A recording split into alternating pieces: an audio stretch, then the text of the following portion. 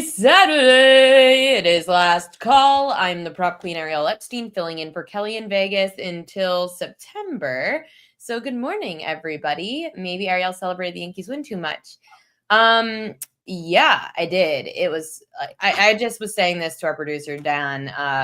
I really need to make a rule for myself that I can't go to Yankee games on Fridays when we have last call on Saturdays, because when you go to Billy's and you drink for free and the owners give you free drinks the entire night, then I met the distributor for Yankee Stadium who also gave me free shots of Aspen vodka, which is delicious if you've never had it. I never liked a vodka shop before, and now I found out I did until this morning. I don't like them anymore. Anyway, happy Saturday. We are here on Last Call, and we've got a ton of great guests. We've got Yanni the Greek, of course, coming up to show you behind the counter. Kyle Anthony, he's going to talk UFC. Hakeem Profit, he's going to talk WNBA and NBA. Sean Alvarez, we've got Belmont Steaks coming up today. And Teddy Covers has you covered for literally everything. We'll talk basketball. We'll talk baseball. Brian Sullivan, it's tough to beat the queen. You know, I'm not sitting here complaining.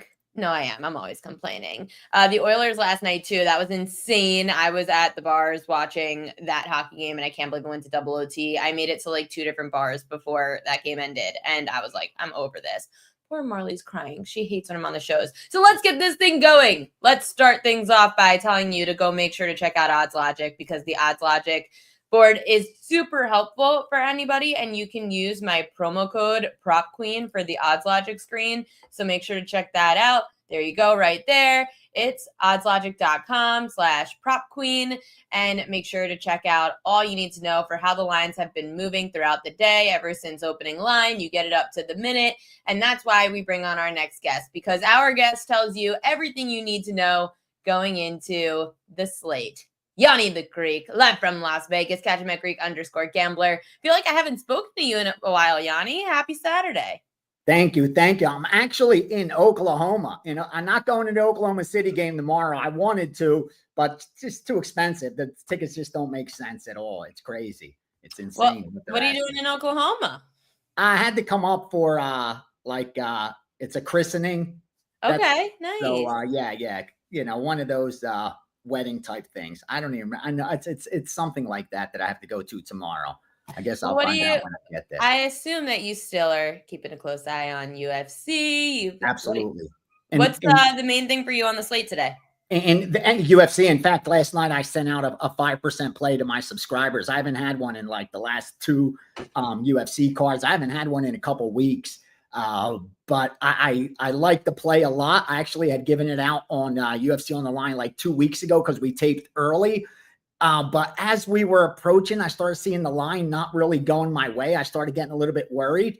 But then yesterday afternoon, one of the originators that I work with came in on the exact same side and unloaded. And I was like, that just gave me confirmation. They were manipulating that line, dummying it up a little bit for us. So yeah, I felt confident, sent out a 5% play. So it's a good UFC 316 card. It looks like it's top heavy with like favorites. Like it looks like a lot of chalk. So unless we get a nice dog or 2 in there, it'll be one of those cards that books are cashing a lot of 6, 7, 8, 9 fighter parlays, because it's just a really, really chalky card. Other than the UFC, we're betting baseball. Of course, fired already a couple baseball plays for different groups that are doing okay in baseball so far this year. And nothing so far to report on tomorrow's NBA game. What I can tell you is that as soon as that adjusted series line came out, you saw money come in on Oklahoma City, which kind of makes sense, because even though when the home team loses this game 1 in the finals, they tend to win the series more times than not. It's like 55% of the time they still come back to win the series. And obviously Oklahoma City on paper is the much better team. But since the early move on the adjusted series line, we've been getting Indiana money coming in. So that even though it went up a little bit in Oklahoma City, more than enough Indiana money came in the other way to offset any sharp money. So it looks like the public has now fallen in love with this Indiana team, because they're betting them again in game 2. Immediately seeing public money on game 2, because they're tying up some of the baseball favorites today. and some of the UFC favorites today with Indiana for tomorrow day. So they're taking the 10.5, 11 points with Indiana.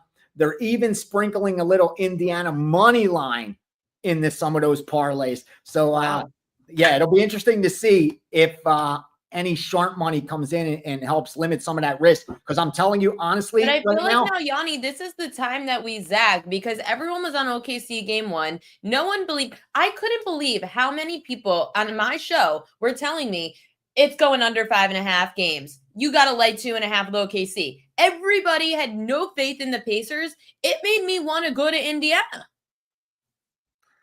And that's right now. I'm telling you, that they're going to need the zag. They're going to need the zag for sure, because it's not even. I was going to say like 8 out of 10 bets, but it's not. It's more like 9, almost 10 out of 10 bets so far on Indiana. There's like nothing that has Oklahoma City in it, except for a couple Oklahoma City like money line parlays that are just for them to win game 2. But there's no confidence in laying the points, because the spread is almost all on Indiana.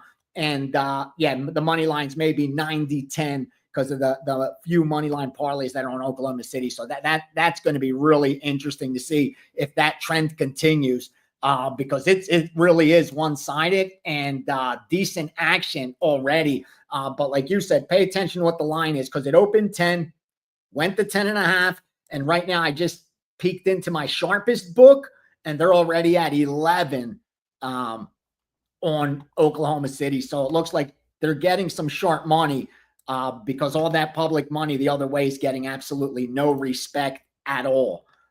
Again, that's tomorrow. So far today, it's just been baseball. No props, right? No, nothing yet in the props. I even looked to see if there's any baseball playoffs, any college baseball, forgive me.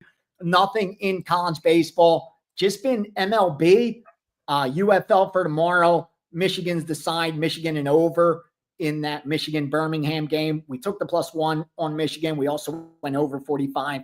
But again, that's UFL. That's tomorrow. And today it's just been MLB and MMA. MLB, MMA, nothing wrong with that. So what do you have in MLB and MMA? Yeah, here's what we got so far. 908 Cincinnati, +105 Cincinnati, even money. 903 Atlanta, +145, +140. 906 Pittsburgh, +150, +140. So 3 dogs there: Cincinnati, Atlanta, Pittsburgh. Also 916 Cleveland, +110. So another dog for you there. 4 dogs in baseball. Small favorites: Boston and the Cubs. They laid 105, 110. Took Boston and the Cubs in pick'em games. And finally, over in the Dodgers, St. Louis, laid up the -130 to go over in LA Dodgers and St. Louis. I'll give you a prop. I'll give you a prop in MMA. This was a 4% prop that I sent out to subscribers. I'll give it to you guys, since I got already 5 plays in there for tonight, and still going to look at the card as soon as I get off here, see if I could finalize a couple more.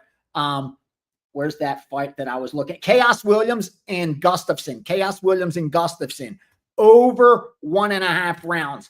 Chaos Williams and Gustafson over 1.5 rounds. Easily good. We laid like 165, 170. I was comfortable. I told subscribers they're good up to -200. There's a lot of recency bias there. You have Gustafson. He made his Contender Series debut. He got a finish in the 2nd round. He looks like a killer, so it's kind of like the narrative. And then you look on the other side with Chaos Williams. He's also coming off back-to-back finishes. So there's a little recency bias there, including, 3 of his last 5 finished inside the distance. But I don't think this one's going to end very quickly. I think what you usually see with these Contender Series guys is they go into the Contender Series like 10-0, 10 straight first-round finishes. But the level of competition, once they get to the Contender Series and then when they make their UFC debut, is just so much better than what they're used to. So all of a sudden, they're facing resistance that they hadn't before. And you'd see them tend to slow it down, and they realize they're going to be in a much longer fight than they're used to. And they tend to hold the gas tank and make sure they could survive the 3 rounds. And I think Chaos Williams is going to have no problem with that either. I think we're going to get at least 7.5 minutes here. Over 1.5, good to -200. I know it's a little bit chalky, but on my card today, I do have a couple dogs in there, some nice dogs on my UFC card over at WagerTalk.com. And yeah, I'll give you that 4% over Chaos Williams and Gustafsson over 1.5 rounds. Yanni, anything that stand out to you in WNBA? Let me see real quickly. WNBA. Yeah, that's the sport right now. There's always some stuff that comes in late on WNBA. I always get excited when it does because they usually do so well in those smaller markets. Seattle. If I have to bet right now, I'm taking Seattle. I'm laying the 6 on Seattle. And what else am I doing? I'm going under Indiana, Chicago. It moved already, though. That's the only problem. It moved from like that 167. If it goes up a little bit, go under in Indiana, Chicago. I think that's a winner. And I do think Seattle beats Phoenix by double digits. 2 WNBA plays for you. That's awesome. Yanni, we always can rely on you. You just touched on UFC. UFL, WNBA, MMA, NBA for tomorrow, MLB. We're all over it. We're all over it. I love it. I've got to handicap some more MLB, and I know that Chris Dugan asked me about Garrett Crochet's strikeout prop. It is too high. 8.5 is too high. The Yankees are not striking out that much against lefties. You cannot take that. And I'm not a homer. Trust me. I liked both overs yesterday. Strikeout props don't correlate to wins and losses, guys. So you got to know that, like, I'm not being a homer by telling you, if you look at the strikeout prop spreadsheet on thepropqueen.com, you could see that lefties against the Yankees, the last, let's see, 1, 2, 3, 4, 5, 6, 7. The last 7 have had 4 or less strikeouts against the Yankees. So just letting you know. Is Yanni gone? Because I should have let him know there you go. What are you promoting today before I let you go?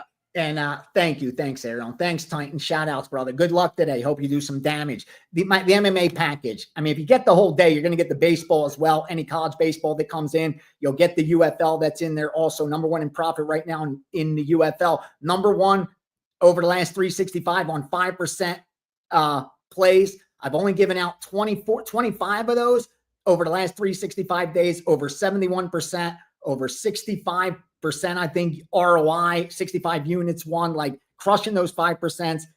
Got one in MMA for today. It's on a dog as well in the UFC. A dog, a 5% live dog for you, and a couple more good bets on that card as well. So head on over to WagerTalk.com. I'll give out free play as well. That'll be off the premium card on my page. So head on over there. And again, thanks for having me. Best of luck. Yanni the Greek, thank you as always. We will always have you whenever you can. I hope he enjoys his time in Oklahoma and he's not live in Las Vegas. But coming up next, our guest is going to talk some more UFC for us, because as if like we didn't get enough from Yanni, let's bring on our own from over on Wager Talk, Mr. Kyle Anthony. Kyle Anthony, how are you today? I'm doing good. I'm actually going to be at Prudential to watch these bets cash tonight. So I'm excited about it. Great card. And I get it. You're huge with baseball and all these, but I got to be biased here. When we're talking a 2-title fight event, live pay-per-view, there's nothing like it. I'm sorry. There's just nothing like it. You got to make it happen. I don't fight people over what their passion is. True. Everyone can Good have point. their own. Good point. But I'm excited about it. I was happy to see my Yankees win last night. 5 runs in the first. That's my Roman Empire. Your Roman Empire is UFC winners. So let's cash. What do you got for us? All right. So in the main event here, I've got Merab Dvalishvili. He is -300 on the comeback here. We've got Sean O'Malley. He is +240. Now, this is a rematch from their fight back about 8-9 months ago, and it was a spot where Merab went out there, got the victory, was able to get the control time, and do a lot of great things. Now, that was also a 5% client play winner for us here. It was Merab at +115. Nice cash for us. Now, the odds have definitely changed here in this spot, but I don't really think the actual matchup has changed that much. Now, the one thing here when you look about it, the big narrative after that fight was the fact that, O'Malley kind of kept it close, or O'Malley had a nice 5th round. And, you go back, you watch that, you also look at a lot of the stats here. It really was, I think, a dominant performance from Merab. And, look at significant strikes was 82-47 in favor of Merab. He had 6 takedowns, 10 minutes of control time. And you look at total strikes landed, which I think is a big telling sign. They're not the most impactful shots, but that's, it's all tallying it up. And he landed 214 to 49. Pretty lopsided when you're talking about the strikes overall. Now, you definitely have, O'Malley, who's a high-level striker, good accuracy, good footwork, good distance management. He has a lot of those things. The issue here is the fact that he's not a good minute winner. And against someone like Merab, who is a fantastic minute winner, who's going to smothering pressure, push you up against the fence, not let you get your offense off, O'Malley's kind of really held to the knockout win here. That's pretty much, I believe, his only path. Now, the issue for that also is the fact that Merab is absurdly durable. The guy's never been knocked out in his professional career. He's only been finished one time. That was by submission.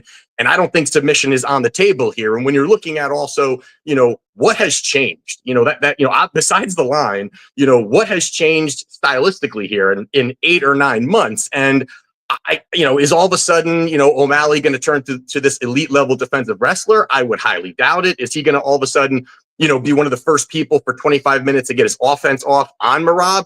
I would doubt it, so I just think that this is a spot where he's going to be able to outpace him, outpressure him, push him up against the fence. It's going to be a rinse or repeat kind of situation here. And, you've got Merab, who has probably the best cardio in the UFC, one of the best chain wrestlers in the UFC. His pace is unbelievable. And I would have to kind of say, O'Malley now is kind of more of a celebrity than he is a fighter. Now, obviously, these are 2 humans fighting in a cage. Anything's possible. But I just think that this is a spot where he's making a lot of money outside the cage, while I think Merab is chasing greatness. One of his, countrymen is Ilia Topuria. I think these guys are really, really, pushing forward in the fight game. So you look at Merab here, minus 300. I think that Merab by points, I think it's going to be the smothering pressure. I think it's going to be the control time. And yes, O'Malley may have some moments, but I think Merab via points around minus 150 is a nice price here in the main event.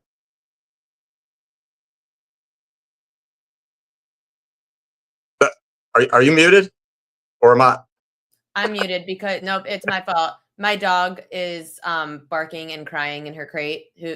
She's a puppy, 4 months old. Just got her. Okay. We'll give a pass. We'll give a pass. I tried to get her used to not being in the crate while I did a show. I have an open kitchen here, and I put her bed there with some toys, and she was a nightmare. So she's back in the crate for shows, and she doesn't like it, but she's going to have to deal, and maybe she'll tire herself out. Anyway, speaking of female dogs, no, I'm just kidding. You are looking at the female fight, Kayla Harrison, Julia Pena. You are looking at a plus 100 price here. How are you going to play it?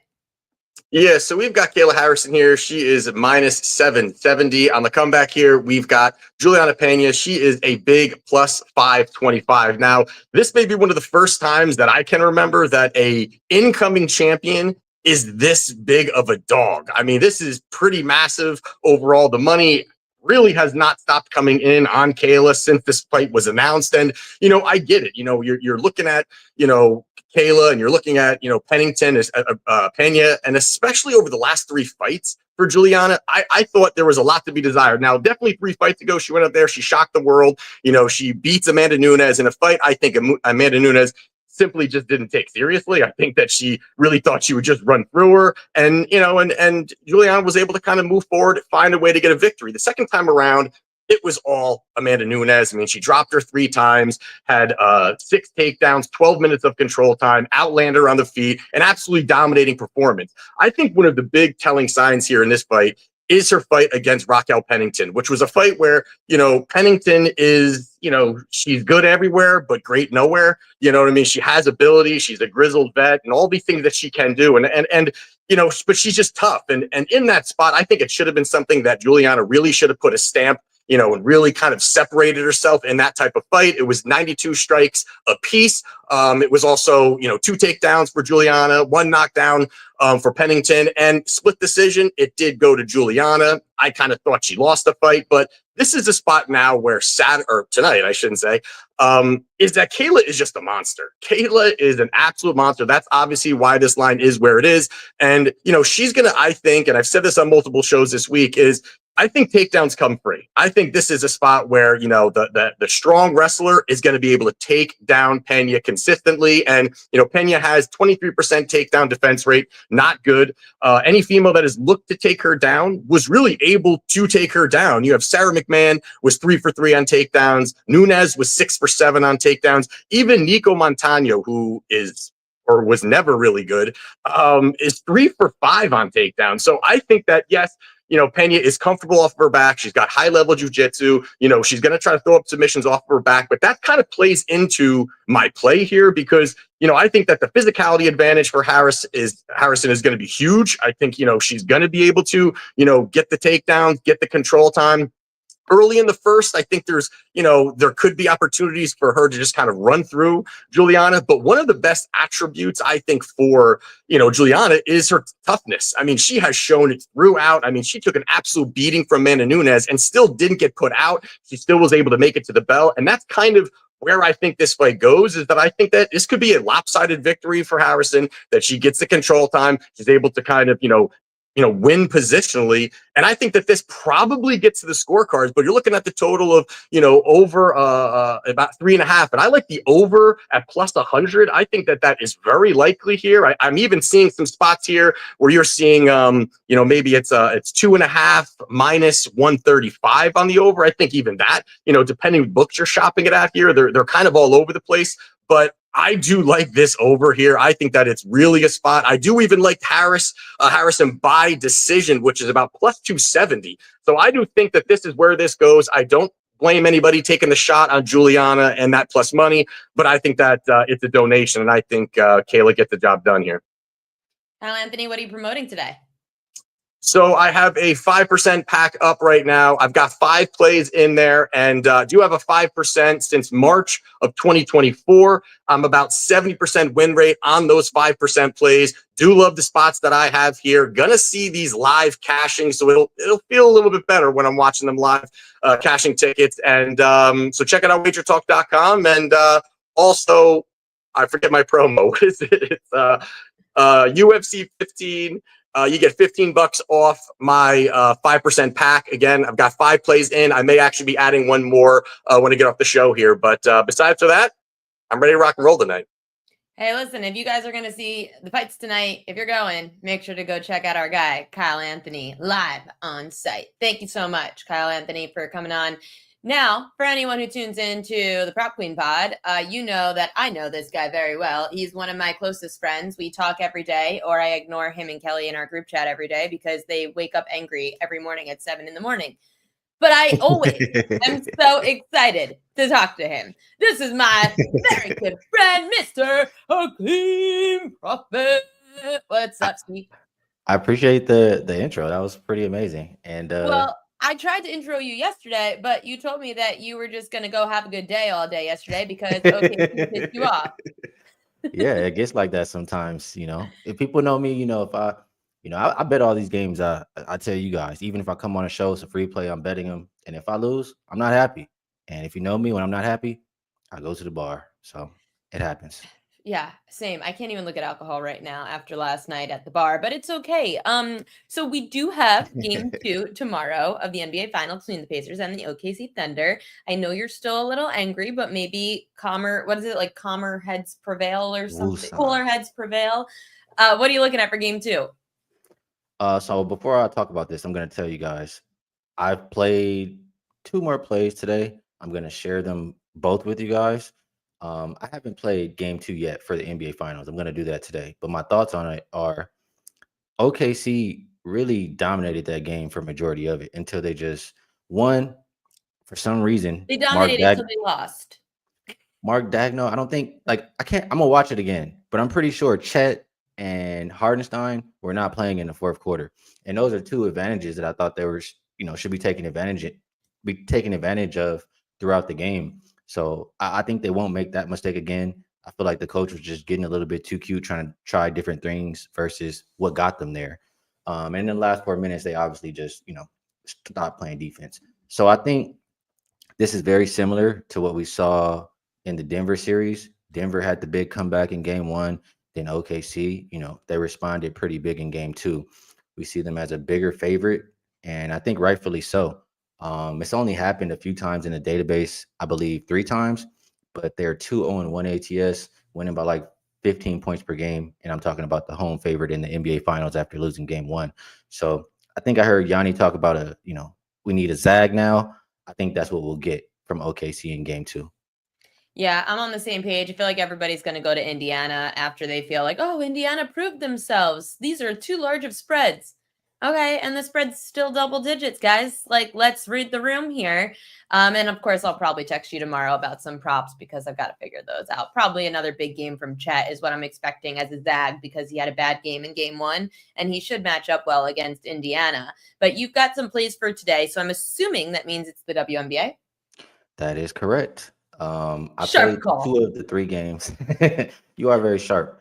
2 of the 3 games I played, and it works well because Yanni talked about the one that I didn't. So I guess I'll start with the first game on the slate, Aces and Valkyries, and let's see where we're at now. It did open 159.5.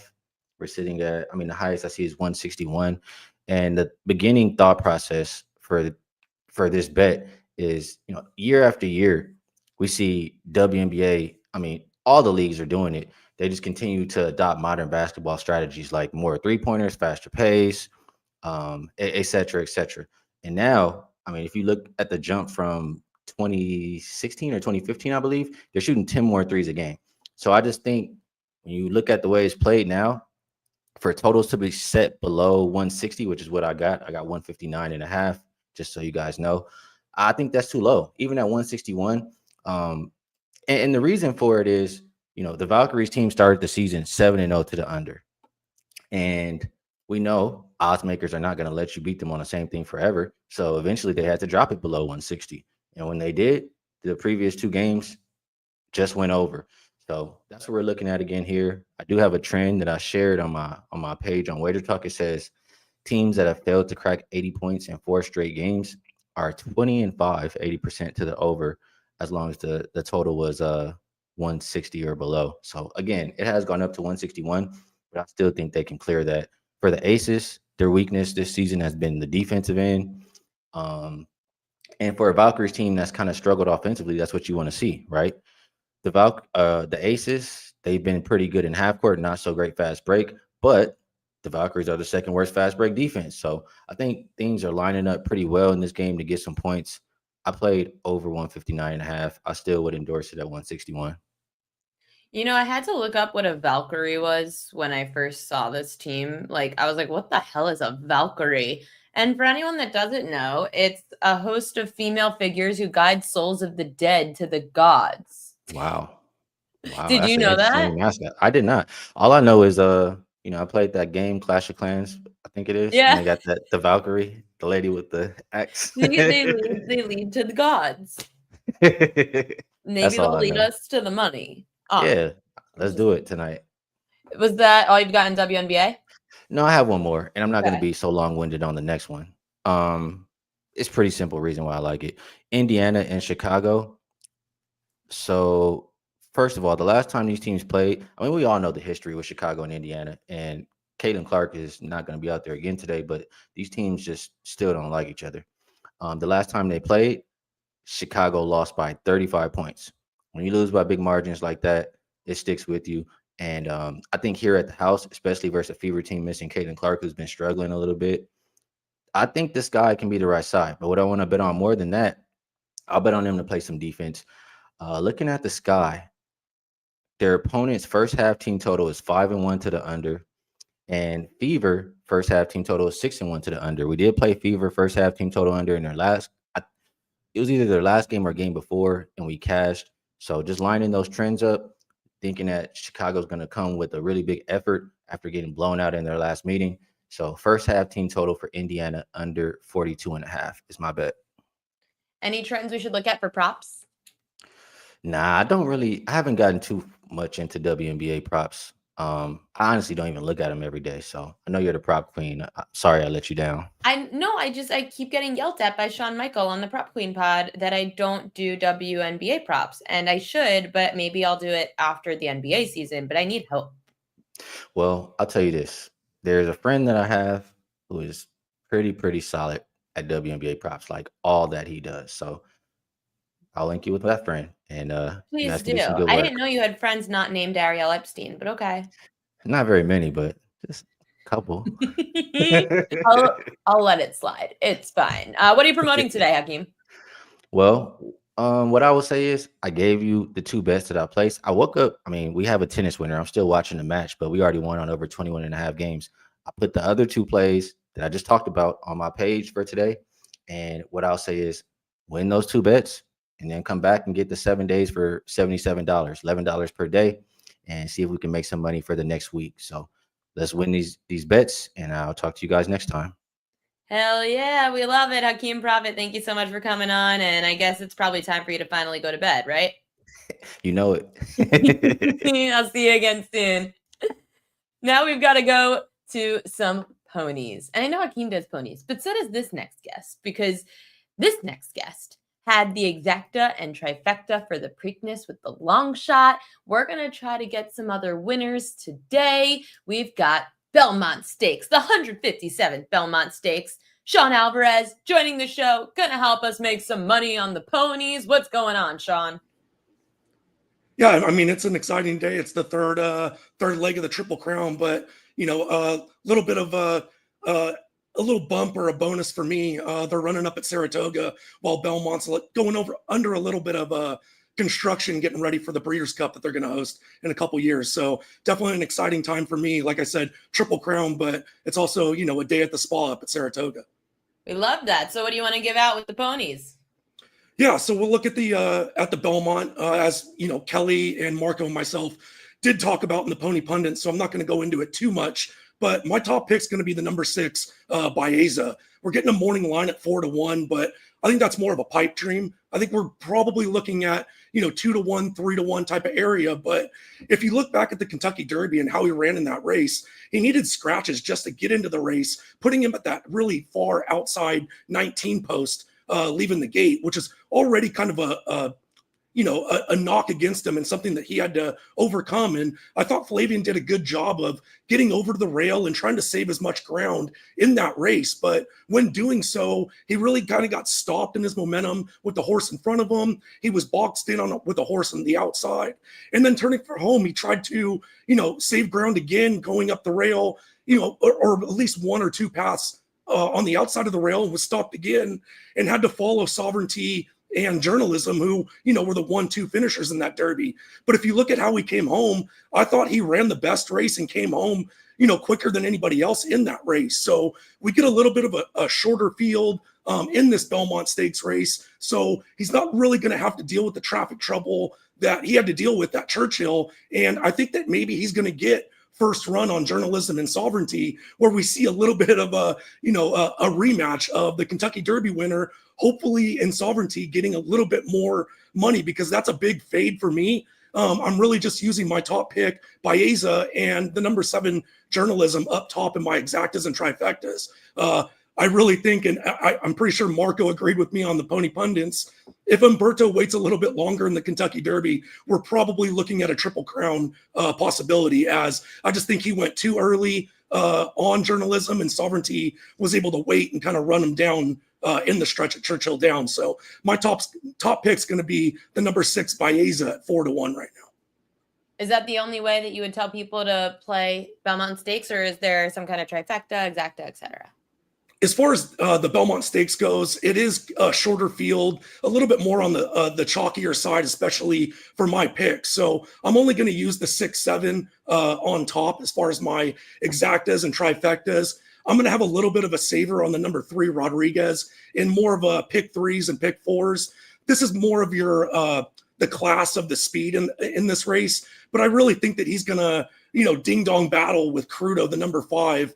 pretty much halfway or even 3/4 into that race. I do think the number 5 Crudo is going to be the first one to back up out of that, but I think that he's going to wear down Rodriguez a little bit too much to have to hold off the likes of Baeza and Journalism. But I do like Rodriguez, and even the number 1 Hill Road at a big old price more than I like Sovereignty in this race. I just think the number 2, the Kentucky Derby champion, is going to have a little bit too much to deal with coming from as far back as he has to come from.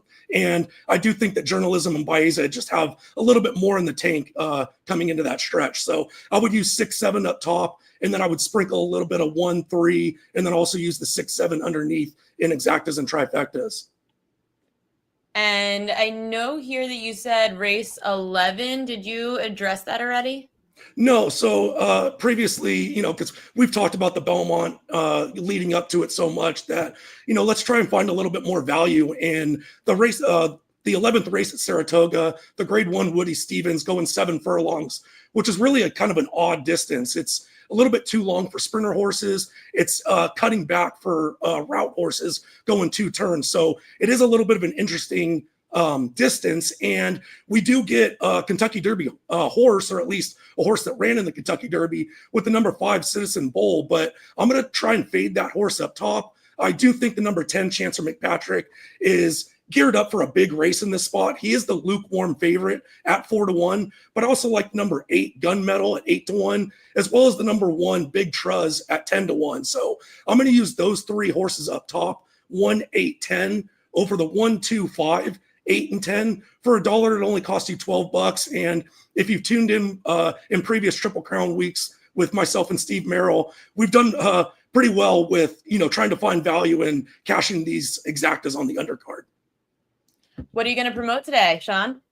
Yeah, so I've got 2 packages up right now for the Belmont, kind of more of a choose your own adventure. I've got full card selections that is more of a guide to use within your own handicapping. There are suggested wagers on there as well, but my suggestion with that is always use my top 4 picks, look to see where I get slim and where I spread out to really assist your own handicapping and your own wagers with that selection guide.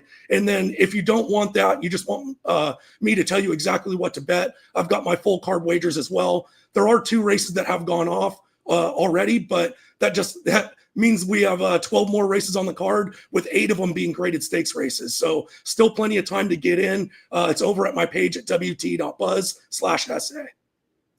Sean Alvarez, thank you so much for coming on. We always appreciate you giving us some pony winners. Our last guest of the day, Mr. Teddy Covers, going to cover, I think, like everything. NBA, Major League Baseball. What you got? What's your favorite thing to look at on the slate for today or maybe tomorrow? So everyone else has got these, they do ponies, they do WNBA. I do baseball, football, basketball. Me too. That's what I've been doing for 30 years. I haven't worked on WNBA. I don't worry about the alternative football leagues anymore. I don't worry about Korean baseball. It's 5 sports. And for me, at least, that allows me to focus at a level that I'm real comfortable with. Yeah. No, listen, I always say that anyone who comes on and says that they're great at handicapping every sport is like lying, because you can zone in on sports that you are very good at. And for me, I'm in the same sports as you: baseball, basketball, football. We've got a lot of baseball on the slate, and I feel like we haven't talked enough baseball. So anything that caught your eye today? Yeah, let's talk about so there's one that I just posted on my page, a 2% play, and I put it as a free play as well, wt.buzz/TC. Let's talk some afternoon, daytime baseball for today. Looking at my Odds Logic live odds screen right now. We talk about the Braves and the Giants. All the money has come for Atlanta in overnight betting action. I'm seeing the Giants anywhere from -145 to -155. The Braves in the +130 range as an underdog. Total in this game sitting 7 to the over or 7.5 to the under, depending on where you shop. And I understand Atlanta's had a rough go of it. But if ever there's a Brave spot, this is that spot today. And Logan Webb's on the hill for San Fran. You go, oh my God, I don't want to step in front of Logan Webb. He's an ace. Well, Webb's coming off a game against San Diego in which he faced 30 batters. He's off back-to-back 100-pitch efforts. there's been 2 previous times this season that Logan Webb has gone back-to-back 100-pitch efforts. The third game after those 2 100-pitch back-to-back 100-pitch efforts, he was bombed both times. The Royals and the Padres, to the tune of what's the numbers? I got them right here. 19 hits, 11 runs allowed, and 9 innings of work. Oh, and he's been going on 6 days, 6 days, 6 days. Today he's only going on 5 days. The Giants bullpen behind him, San Fran has just played 5 consecutive 1-run games. 3 of them have gone to extra innings. You look at the bullpen today, there's fatigue ratings for basically every reliever they have. So I worry about Webb. I worry about the bullpen behind him. Elder for Atlanta is a guy the markets don't like. All right. And certainly, he's been mediocre at best. That being said, I think it's 5 straight starts or 6 straight starts. He's allowed 3 earned runs or less. He's keeping Atlanta in the game. And the Braves, look what they've done in the last 2 days. They lost with a 6-run lead in the 9th against Arizona. Last night they lost on a walk-off wild pitch. I mean, frustrating, demoralizing defeats. It's kind of a circle the wagon spot for Atlanta here. And generally I want to ride hot teams and fade cold ones. This is a spot for a team. This road trip's Atlanta's season. If they come back to Atlanta off a dismal road trip, they're going to be sellers, and it's a whole different story for a team that, if they play well right now, is a chance to be buyers at the deadline. So there's intensity for the road team. I think they're live dogs in this one. And again, worthy of a 2% wager for my clients and I on Saturday. Braves at the plus price. Hell yeah. We love to hear it. Is that all you like for Major League Baseball today, Teddy? That's all. I mean, I've got the client play available for later tonight. I certainly have other opinions. I'm happy to answer any questions. If you guys want to talk, I can give you everything on my short list if you want. I know. I feel like we haven't had I a lot could of talk on and questions in on. the chat today, everybody. No one's really active. Like, come on. If you have questions, you can ask them. But did you have any feel for the NBA? Sure. I figured we'd talk a little NBA for today. And I Are heard you on the same Ariel, page as us that we've got a zag now that the public is loving the Pacers? the public loved the Pacers prior to game 1. Did they? Yeah. I mean, so I'm not making a play on the NBA Finals based on who the public likes. Okay.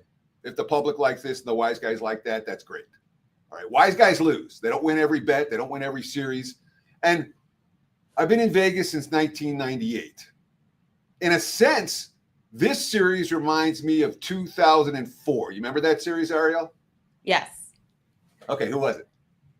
I'm just kidding. I know. I didn't expect. I wasn't also paying attention. I'm sorry. I was looking at the chat. So Lakers. You said 2004? Lakers and Pistons 2004. And the Lakers were, the 3-time champs, and they got Karl Malone and Gary Payton. And the Pistons were just a bunch of players who, they didn't have the superstar. I guess Sheed was a superstar, Chauncey, but they didn't have the, Rip Hamilton. They didn't have the love from the wise guys that the LA Lakers did in that series. The Lakers were the 3-time champs, and the Pistons were the upstarts with dominant player. And the Pistons controlled the series start to finish. Easy, they were plus $5, plus $6 dogs, and the only game they lost in overtime and won the other 5. So it does happen that the betting public gets it right and the wise guys get it wrong. I talked about it on WagerTalk today yesterday. October NFL is your classic. I don't want the wise guys. I want the public, because the public is watching the game. And by October in the NFL, the public's like, this team's good, that team's bad. The wise guys are looking at the stats, they're looking at the season-long profiles, they're looking at what teams were supposed to be. And October NFL, this team's supposed to be good. I'm going to keep betting them. Oh, they're not any good. So OKC's got this crazy statistical profile, all right? My power ratings say 11 points is a little bit too much. And by a little bit, I mean a lot, all right? In a best-case scenario, based on my numbers, I'm looking at 4, 4.5, 5 points difference on a neutral floor. You throw in home, what does that go to? My home court for worth 2.5. I'm not giving 3.5 points to Indiana, who's 7-1 straight up their last 8 road games. So at the most, I can make this spread 7, 7.5, 8. I can't make it 11. It's too high. Oklahoma City can get their revenge and send the series back to Indiana, tied 1-1, and win it by double digits. And the Pacers can still cover the number. All right. Golden State is another team worthy of talking about when it comes to like all the years and all the finals that I've seen betting in Vegas. The Warriors' first title against Cleveland. Game 1 at home goes to overtime. Game 2 at home, they lose. It's not like OKC has been there and done that. They haven't. This is the second youngest team to ever get to the NBA Finals. All right? They're crazy young. Head coach, no titles, not a title on the team. You know, Rick Carlisle's got a title. Pascal Siakam's got a title. You know, they got rings. I just think the basic series price is wrong, and the wise guys are the ones propping it up. So maybe OKC kills them. Maybe they beat them by 40. It could happen. We've seen Indiana have a couple of lay-down games this postseason. It wouldn't shock me. But I ain't laying this price with OKC. I think it's too high. Yeah, I can't lay 11 in an NBA game. There's just no way. I don't trust any one of these defenses. And after you blow a 16-point lead in game 1, how the hell am I supposed to lay 11 with you? I'll just find props to back up a certain side maybe. But Teddy, we do have a few baseball questions before I let you go because we're already going over on the show. People want to know what you think of the Cubs-Tigers game and Phillies-Pirates.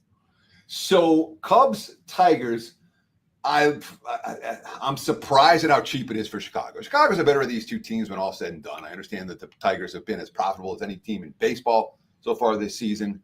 But when all said and done, I think the Cubs are the better squad. I really do. And Taillon's got a real good track record. We like him in the daytime. We like him against Detroit. I could only lay with Chicago in that ball game. It's you know, where we got Holton and then Montero going for the Tigers. Lots of bullpen arms in play for Detroit today. So the lean there, Chicago. I cashed with Pittsburgh yesterday against Philadelphia. I'm tempted to come right back with them today. Phillies have no business as road chalk right now in this range. They really don't. Harper just went on the DL. Phillies are finding ways to lose. This has been a bad week for Philadelphia, but they won in the West today. They 1-5, 1-6. I don't lay prices road chalk with teams that are ice cold, and that's what the Phillies are right now. So that one's Pirates or pass. The first one, Cubs or pass, at least for this better. Phillies Pirates, it's the poop series. We love the poop series. I mean, they got rid of it, which is sad, but you know, the score bug thing where the score bug says poop, it's great. Such an MLB Network stupid segment that we did. Anyway, Teddy Covers, thank you. Thank you for coming on. What are you promoting today?